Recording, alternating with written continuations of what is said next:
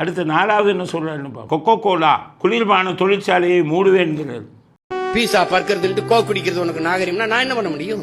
ஏன் இளநீ கரும்புச்சார் பழச்சார் குடிக்க மாட்டியா? FSSAIன்னு ஒன்று இருக்கு. FSSAI அதாவது food safety standard authority of இந்தியான்னு இருக்குது. இந்த இதுங்களெல்லாம் உணவு சம்பந்தப்பட்ட பொருட்களை எல்லாம் கட்டுப்படுத்துவது மத்திய அரசாங்கத்தில் இருக்கக்கூடிய அந்த அதிகாரம்தான். ஃபுட் சேஃப்டி ஸ்டாண்டர்ட் ஆக்ட் 2006ன்னு இருக்குது. 2006ல் உணவு பாதுகாப்பு சட்டம்ங்கிறது இருக்குது. அதுக்கு இது இவங்க மத்திய அரசாங்கம்தான். மத்திய அரசாங்கம் தான் அதை பற்றி முடிவு செய்யணும். மத்திய அரசாங்கமும் இங்கே வர்றதெல்லாம் நீங்கள் வந்துக்கிட்டு மூடுவேன்னு சொல்ல முடியாது.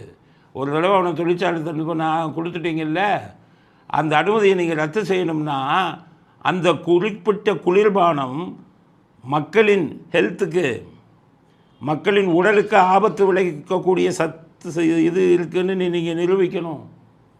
பாதுகாப்பு விஷயத்தில் அது உணவு பாதுகாப்பு விஷயத்தில் சரியாக இல்லைன்னு நிரூபிக்கணும். அப்போ தான் இந்த மாதிரி இதுங்களை தடை பண்ண முடியும். அது ஒரு மாநில அரசுக்கு அதுக்கு அதிகாரம் கிடையாது. எப்படி சொல்கிறேன்னா 2006ல் கேரளாவில் கொக்கோ கோலாவை பேன் பண்ணாங்க, தடை செஞ்சாங்க. கேரளா ஹைகோர்ட்டுக்கு போச்சு, உன் தடை செல்லாதுடான்ட்டாங்க.